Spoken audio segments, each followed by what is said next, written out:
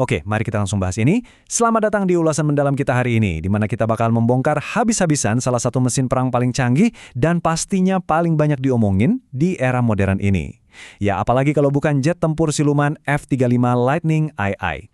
Buat kalian yang ngikutin perkembangan teknologi militer dan geopolitik, kalian pasti tahu kalau pesawat ini tuh bukan sekedar mesin yang bisa terbang. Ini pada dasarnya adalah pusat data terbang.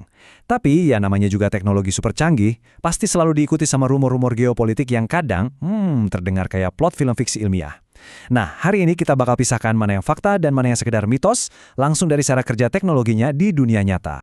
Jadi, ada satu rumor panas yang terus-terusan beredar di antara negara-negara yang beli jet ini. Pertanyaannya simpel. Apakah Amerika Serikat diam-diam punya semacam kill switch atau tombol rahasia yang bisa mematikan jet tempur negara lain dari jarak jauh? Malah, ada mitos yang lebih gila lagi. Katanya pilot butuh kata sandi khusus dari Pentagon yang berubah setiap hari cuma buat nyalain mesin F-35. Bayangin deh ketegangan politik dari ide ini. Kalau kalian beli pesawat super mahal, tapi kalian nggak benar-benar memegang kendali penuh atas pesawat itu, rasanya gimana gitu kan? Inilah inti dari teka-teki yang mau kita pecahkan hari ini. Terus kenapa sih pertanyaan soal kill switch ini jadi begitu penting? Jawabannya ada di angka ini, 1110. Sampai saat ini, lebih dari 1110 unit F-35 sudah diproduksi dan dipakai oleh 11 negara berbeda. Ini bukan proyek main-main. F-35 adalah armada jet tempur generasi kelima dengan penyebaran paling masif dan paling cepat dalam sejarah. Amerika sendiri rencananya mau punya lebih dari 1.700 unit. Dengan jet yang tersebar dari Eropa sampai Asia, potensi adanya kendali jarak jauh jelas berubah jadi isu kedaulatan nasional yang sangat serius buat negara-negara sekutu. Biar kebayang seberapa besar pertaruhan finansial dan politiknya, mari kita lihat satu contoh nyata. 9 miliar dolar AS, atau sekitar 140 triliun rupiah. Itu adalah nilai kontrak yang ditandatangani Jerman di tahun 2023 kemarin untuk borong 35 unit F-35. Nah, di Jerman sendiri langsung muncul kekhawatiran yang sangat logis. Gimana kalau suatu saat nanti kebijakan luar negeri Jerman bertolak belakang dengan Amerika?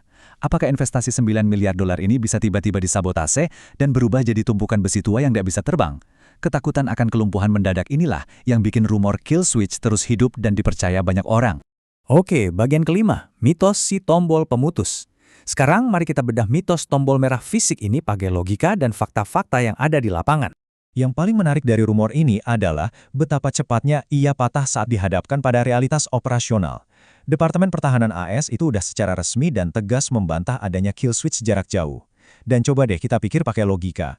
Produsen senjata manapun nggak akan pernah sengaja memasang backdoor fisik atau sistem kata sandi harian kayak gitu.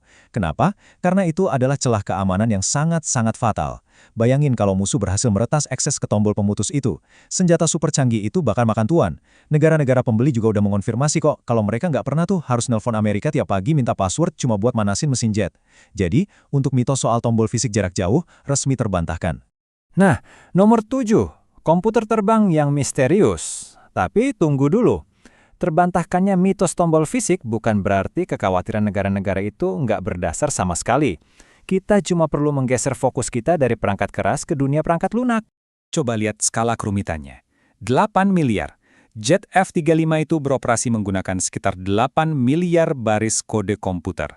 F-35 ini pada dasarnya udah bukan pesawat tempur tradisional lagi. Ini adalah superkomputer yang kebetulan punya sayap dan bisa terbang. Dan semuanya terhubung dalam ekosistem jaringan data yang luar biasa rumit. Di lautan 8 miliar baris kode inilah, secara teoretis, produsen punya ruang yang sangat luas untuk menyembunyikan akses atau merancang perilaku sistem yang mungkin nggak sepenuhnya disadari oleh pembelinya. Jadi, ini bukan lagi soal tombol merah, tapi soal arsitektur digital. Bagian 9, kasus Norwegia dan Malaysia. Nah, biar konsep perangkat lunak yang agak abstrak ini lebih gampang dipahami, kita lihat langsung gimana prakteknya di dunia nyata lewat kejadian-kejadian yang pernah ada. Sebelum kita ngomongin militer, kita pakai analogi yang paling dekat sama keseharian kita deh. Kita semua kan pasti pakai aplikasi media sosial, entah itu Google, Facebook, atau TikTok. Kita tahu aplikasi-aplikasi ini diam-diam atau terang-terangan terus mengirimkan data preferensi, lokasi, dan aktivitas kita kembali ke server pusat mereka. Buat kita warga sipil, paling itu dampaknya ke iklan yang ditargetkan atau masalah privasi. Tapi sadar nggak sih kalau prinsip telemetri data yang sama persis ini ternyata dipakai juga di teknologi militer modern? Dan jelas implikasinya jauh lebih mengerikan. Dan analogi tadi membawa kita ke kejadian nyata di tahun 2017. Waktu itu, militer Norwegia lumayan kaget waktu mereka sadar kalau F-35 milik mereka ternyata secara otomatis mentransmisikan data pasca penerbangan kembali ke server Lockheed Martin di Amerika Serikat. Ya, layaknya aplikasi HP yang lagi ngelacak penggunanya. Pesawat ini melaporkan durasi penerbangan dan sangat berpotensi ngebocorin rute mana aja yang habis dilalui. Buat sebuah negara berdaulat, fakta bahwa ada negara lain yang secara otomatis tahu persis kapan dan di mana jet kalian beroperasi, wah itu adalah celah keamanan nasional yang sangat masif. Masuk ke nomor 12, pembatasan sistem dan akses. Insiden di Norwegia itu benar-benar membuka mata banyak orang tentang seberapa dalam kontrol Amerika. Sekarang kita bahas gimana AS membatasi pembelinya, tanpa perlu repot-repot nekan tombol kill switch. Praktek mengikat pembeli ini sebenarnya udah jadi rahasia umum sejak lama. Kita ambil contoh Malaysia di tahun 2020. Mantan Perdana Menteri mereka sendiri yang bilang, kalau militer Malaysia itu nggak punya source code atau kode sumber untuk memprogram jet F-18 mereka buat misi tempur udara ke darat tanpa bantuan langsung dari teknisi Amerika. Artinya, jet itu bisa aja dipakai terbang buat latihan atau atraksi, tapi mereka nggak punya kebebasan penuh buat menyerang. Nah, pembatasan ketat semacam ini juga berlaku untuk F-35. Pengguna dilarang keras ngutak-ngatik sistem pesawat tanpa pengawasan ketat teknisi AS. Tapi ada satu pengecualian di dunia ini, Israel, dengan varian F-35 Adir mereka. Israel adalah satu-satunya negara yang dikasih izin khusus buat memodifikasi sistem secara mandiri. Ini murni menunjukkan betapa selektifnya aturan main dalam kontrak pertahanan Amerika.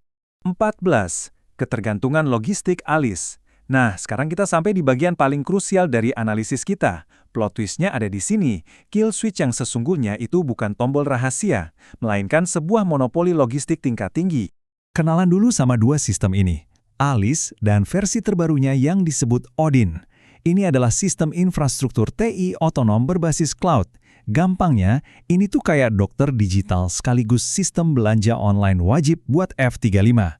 Sistem inilah yang mendiagnosis kesehatan setiap komponen jet dan secara otomatis memesan suku cadang ke pabriknya. Pesawat secanggih ini udah nggak bisa lagi dirawat pakai cara bengkel mekanik tradisional. Mereka hidup dan mati bergantung pada ekosistem digital yang sepenuhnya tertutup ini. Jadi, pertanyaannya, gimana cara sebuah negara melumpuhkan armada negara lain secara pelan tapi pasti? Pertama, blokir aja akses ke ALIS atau Odin. Tanpa akses ini, mereka nggak akan tahu bagian mana yang rusak dan nggak bisa pesan suku cadang. Kedua, embargo suku cadang langsung.